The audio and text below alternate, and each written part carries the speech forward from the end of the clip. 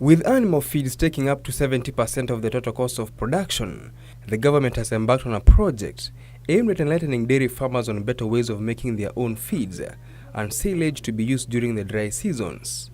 The project, that has already been piloted in 9 counties, has so far seen the cost of milk production drop to 14 shillings from 24 shillings per kilogram. 20% of the cost of producing milk is actually feed.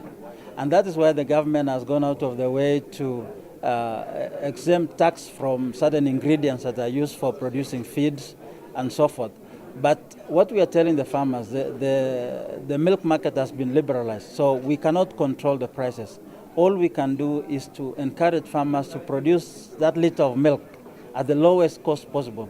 And as I told you, in 9 counties that we have had a project called Smallholder Dairy Commercialization Program, we have actually been able to reduce the cost of milk from 24 shillings or 25 shillings to about 15 shillings.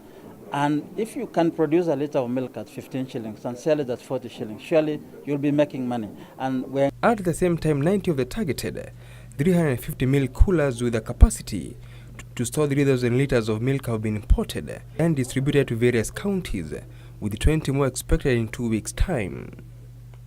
The remaining ones are expected by June this year to help reduce sale of milk through informal channels that currently reach 60% of the market. Government is bringing in 350 coolers initially, which will be distributed to all the 47 counties, of course proportionately, depending on the milk production in those areas. And this is just to help so that when the milk is, after you milk, you can chill that milk, and it actually improves the quality of the milk, and hence improving the quality of milk. And in fact, once you have a lot of milk which is chilled, you can fetch a better price from the industry.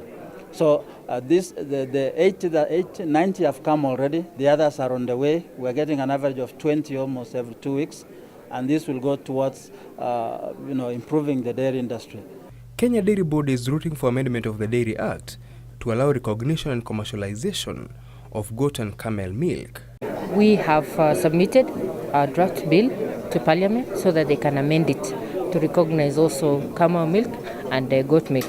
So that amendment is in Parliament. Once it is amended, we will be able to regulate the camel and the goat milk and be able to promote. The government plans to spend 5.8 million shillings on the livestock offtake program in the arid areas if drought strikes this year. Nicholas Nduati, News Hour Business.